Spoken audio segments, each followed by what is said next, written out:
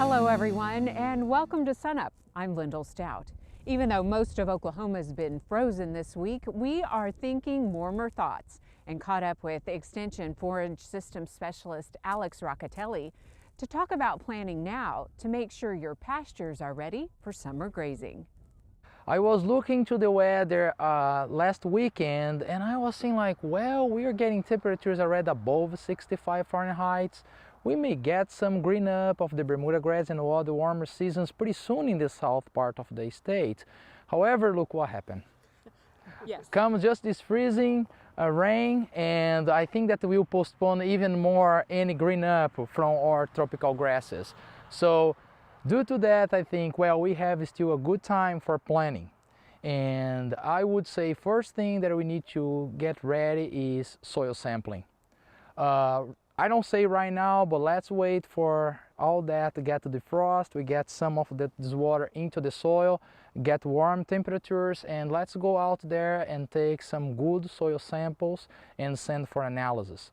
I understand that for some producers it's very complicated to do yearly. Every year soil samples is expensive, and sometimes if they have a huge area, it can take a lot of time.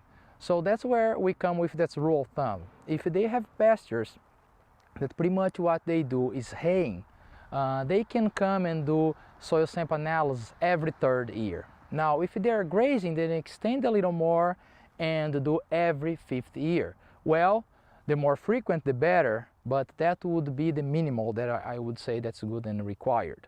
Now, after that we do our soil samples and we get the analysis back, I would say let's go and do some fertilization. Let's apply phosphorus and potassium according to your soil analysis. I think that is better that we apply P and K before we have the green up and right before the rain, so we can have those nutrients ready in the soil for the plant. Now, when you talk about nitrogen fertilization, that's most of the questions that I have on fertilization is nitrogen. Where is the best time to apply? If you're going to think about an ideal time, would be later when we have, let's say, the Bermuda grass or the tropical grass is already growing, completely green up, and you have about 3 to 6 inches of growth. The runners, you can see that they are already pretty long. That's the best time because the plants already have some good rooting system that's going to be catching all those nitrogen in the soil. Now, if we apply the nitrogen with phosphorus and potassium pretty early, actually you're going to be feeding the weeds that will be coming earlier. That's not a good stuff. You can have a very huge infestation. So now, if they want to combine NP and K in one application, I would say let's apply right before green up or at green up. Because during that time, we are not too late for P and K and we are not too early for nitrogen. But make sure that you are applying right before the rain. That's what I would like to recommend. So then in terms of weed control, what's your strategy there? Oh yeah, weed control is always a hot topic. Well, right now, as you can see, we don't have much weeds coming up, but after this rain and the temperatures start to warm up, or spring and also summer weeds is gonna come and start to grow aggressively. I would say they always come first than the Bermuda grass. The Bermuda grass or other tropical grasses take longer to start to green up. So if those grasses are still dormant and those weeds are growing and you see that you already have some true leaves, a good biomass from those weeds, go there and apply a non-selective herbicide. Even after that, if you see a second flush of weeds and still you see that your grasses are still dormant, you can go and do a second application. But I will not recommend that they do any application during the green up time for any type of herbicides. When Bermuda grass or other tropical grasses break dormancy, they will take about 7 to 10 days to completely green up. It's a very delicate time for those plants, so don't apply any herbicide there. And after the green up, that you see that all the Bermuda grasses or other tropical grasses are green, you can go with a selective herbicide and apply them. There are several herbicides available for that, but make sure that you apply a herbicide that's labeled for the fodders that you have in your pasture. Second, in the right timing and also in the right dose. And never forget to look for hay and grazing restrictions, if any. So that's pretty much my recommendations for now. So some great things to think about for warmer weather, right? Exactly right. Okay, Alex, thanks a lot. Some great information, and we'll see you again soon as pastures start to green up. Of course. And for a link to some fact sheets on the things that Alex talked about, go to sunup.okstate.edu.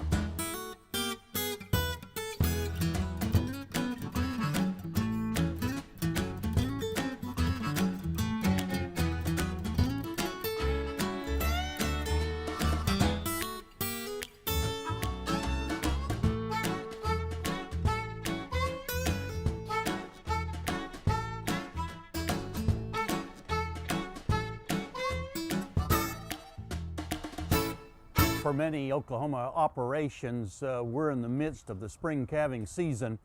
That's a time when we need to reassess the nutritional status of the cows, because as they go from being a gestating cow that's not lactating to a cow that is in full lactation, their nutrient requirements change rather dramatically. For instance, the protein requirement for a gestating cow, so let's say that's one that's about 1,200 pounds before she calves, is about 1.9 pounds of crude protein each day. It increases by 52%, a full pound, up to 2.9 pounds of protein needed for that same cow after she calves, even though she's probably 100 pounds lighter.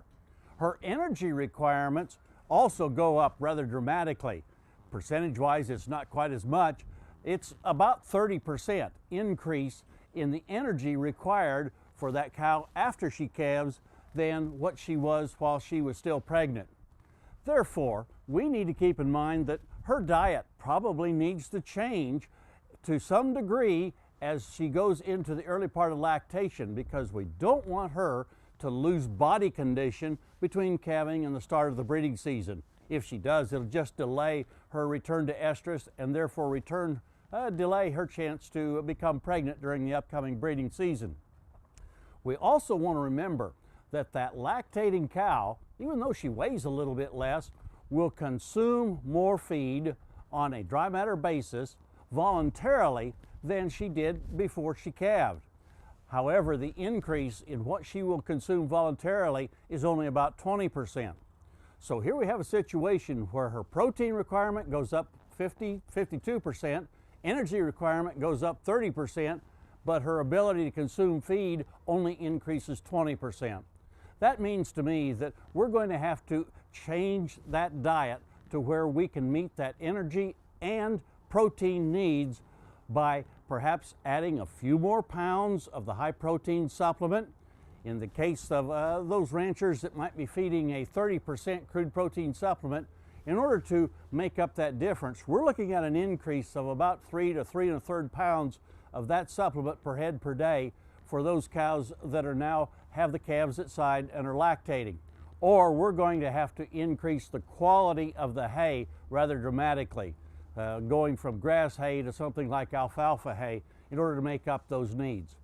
I think the important thing to remember is that we're in a situation where as these cows' requirements change, we have to provide the increase in protein and energy in order for that cow to maintain body condition through this period between calving and the return to estrus and the upcoming breeding season. If you'd like to learn a little bit more about the nutrient requirements and how they change from the cow that's gestating to the cow that's lactating, go to the show links on the SUNUP website. Remember, that's just sunup.okstate.edu. Look under show links, and we have a link there to a very, very good fact sheet, 974.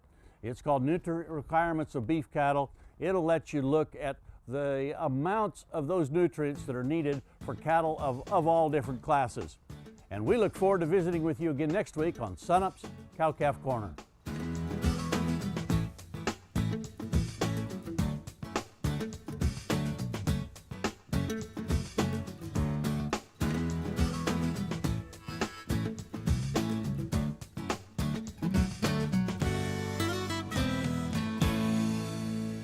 Kim Anderson, our crop marketing specialist, is here now. And Kim, let's start things off this week by looking at what's happening in the wheat market. Well, let's back up just a little bit and start with the value of the dollar. If you look at, you go back last fall, it peaked out about 103 points. Right now it's down around 89.5.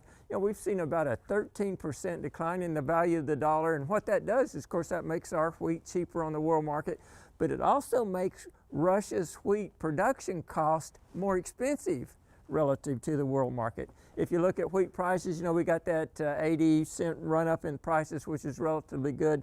Those prices have backed off about 15 cents. That July contract is right at $5. I'm hoping it stays above that. If it pops that, then we may take a run back down to that 480 mark. But you got to watch that pretty close. If you look at the world wheat cash prices, they probably increased about 25 cents over the last week or so. And then what does that mean to producers? Well, I think what it means to producers, if you're looking at that July contract prices, that wheat prices are still below the cost of production. With that dollar continuing to get a little weaker, that's going to make us more competitive on the world market. So I probably wouldn't forward contract any wheat as I'm looking out to the harvest coming up in 18. Now, you're a big promoter of developing plans for producers. What plans and strategies do you think that producers should get in place now? Well, right now they've got to look at how they're going to sell their wheat. Are they going to have wheat to sell? And if they do, how are they going to sell it? Are they going to try to price any before harvest? They're going to wait and see the harvest price.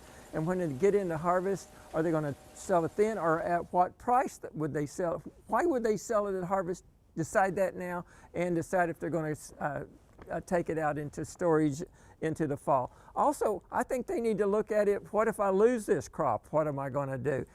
Look at alternative crops if they want to go in with a summer crop. Also, I think they need to evaluate the whole farm situation. Do they need to change their production mix, their crop mix, and their planting and production strategies? Just kind of have a backup plan. I think just now's a good time to look at an overall plan for that farm organization. What is going on in the grain markets? Well, if you look at corn and sorghum, on the short run, they've got a little rally going. In the long run, it's just kind of sideways. You look at soybeans, again, short run, it's higher. Long run is flat to slightly higher, just trying to get a little rally in the long run on the beans. If you're looking at cotton, we've had a rally over the last few weeks, but you look over the last couple of months, it's pretty much sideways. And then let's talk about gold. We don't talk about that a lot, but you have some news? Well, I watch the gold market just to see what's happening in the general commodity markets. You go back to November 15, gold was $1,050 an ounce. It's about $1,330 right now, so you got about a 16% increase in gold. It's in an uptrend on the intermediate, and long term. Sideways, it's kind of moving right now. Short run, it's moving sideways, but gold right now is working its way higher. Okay, so keep that part of the conversation. Kim, thanks a lot.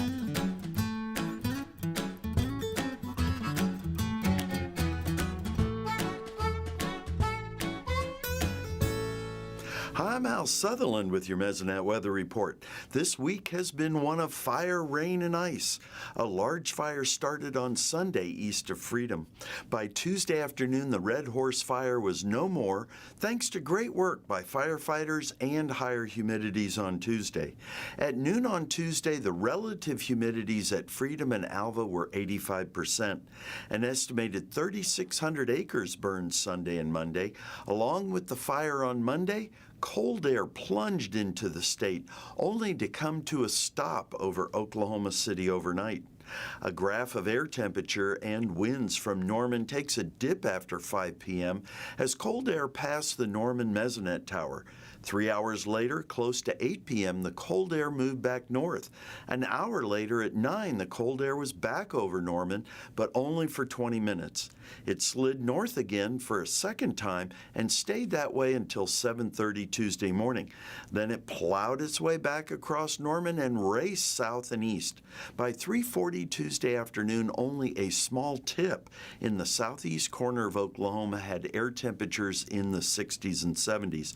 The rest of the state was dealing with air temperatures in the 30s and 20s.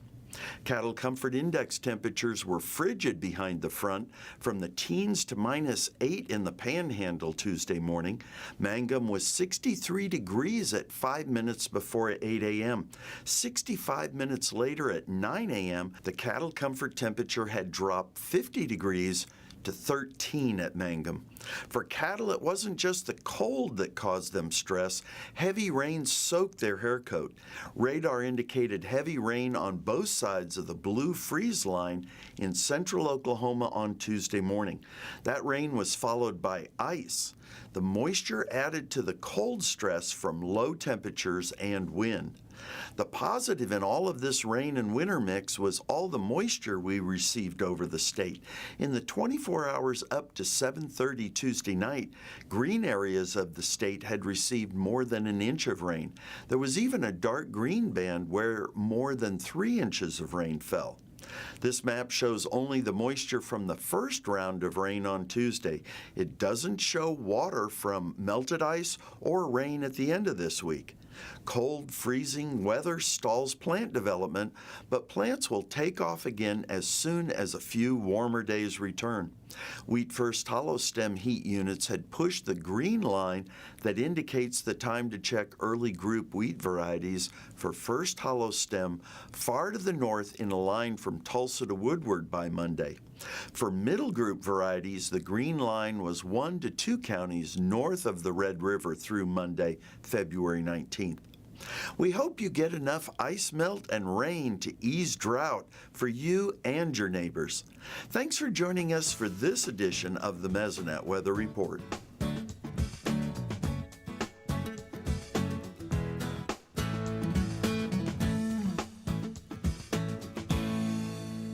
To the classroom now, and the 16 essential nutrients that plants need from the soil. Here's Brian Arnall.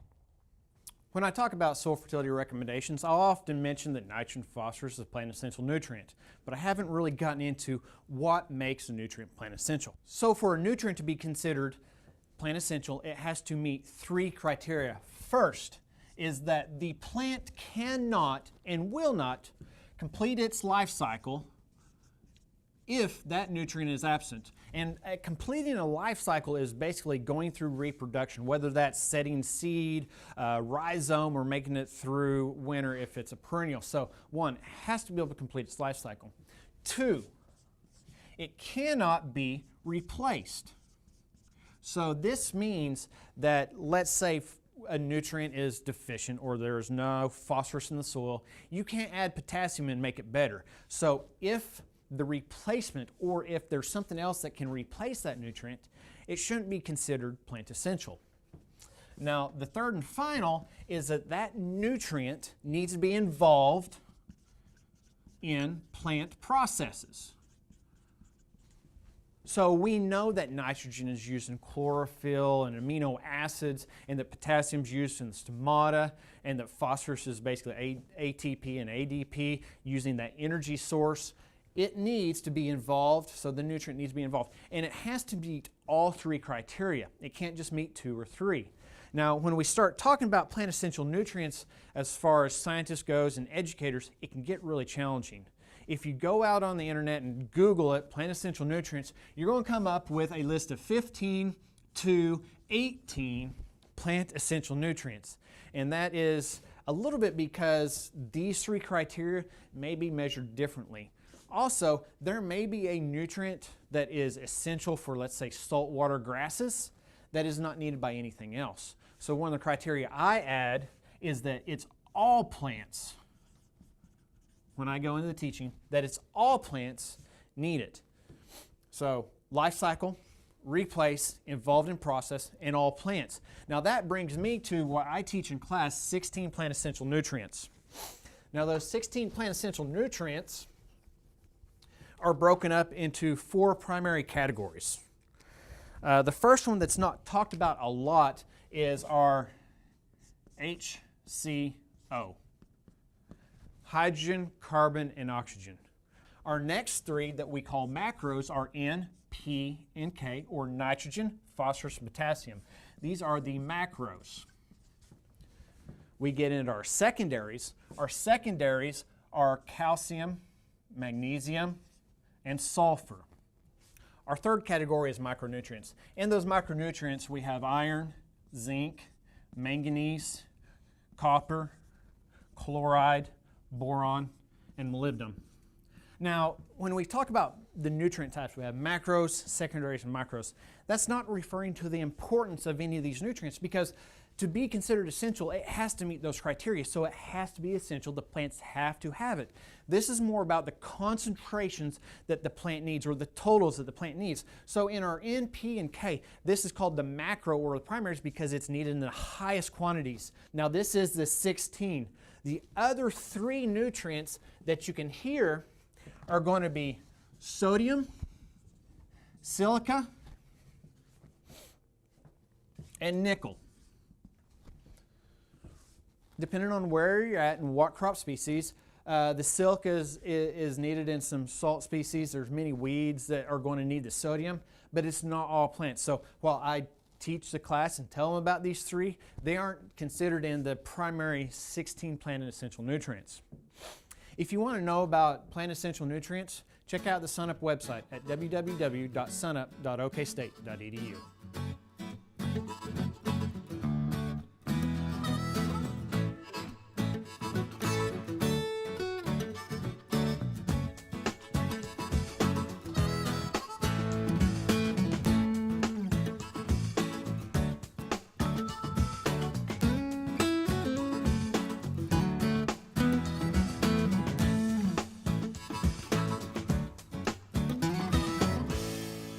Renee Nelson, our Milling and Baking Specialist, is here now to talk about the new Home Baking Act. Renee, give us a little idea of what the purpose of this act is.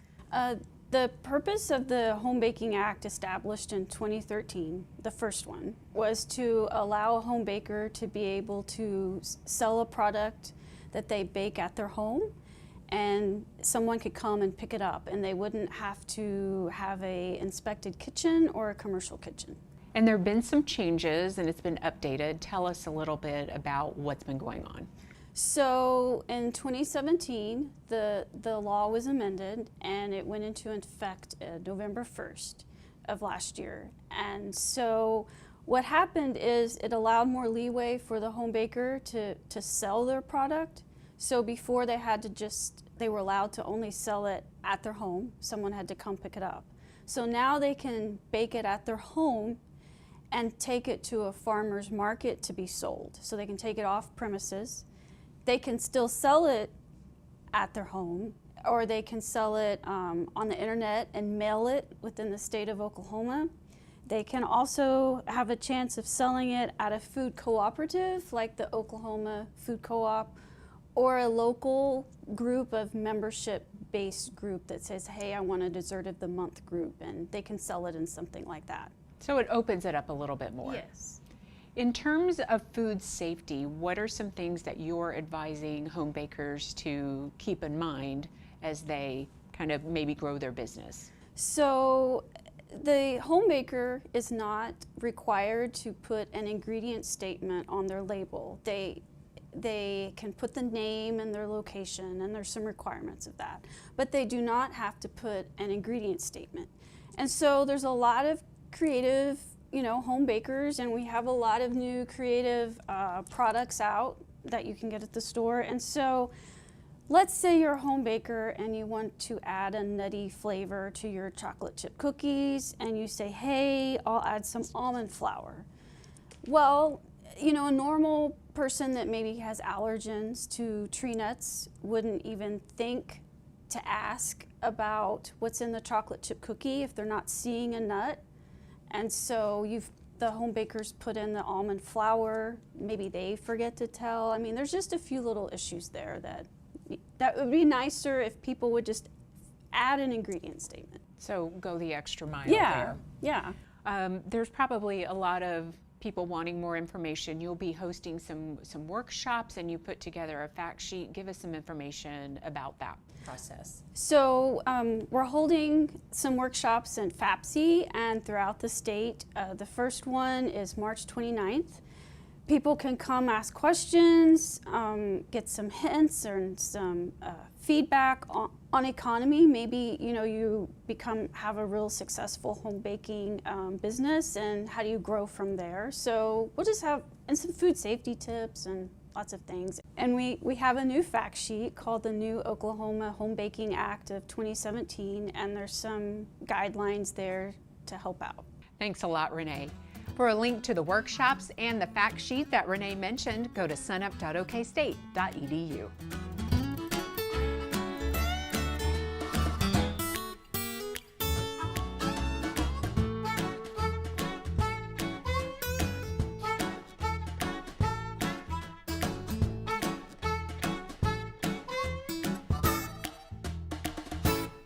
That'll do it for us this week. A reminder, SUNUP will be on a break the next 3 Saturdays because of special programming on OETA, but you can see us Sundays at 6 a.m. and of course anytime on our YouTube channel. I'm Lyndall Stout. We'll see you again soon.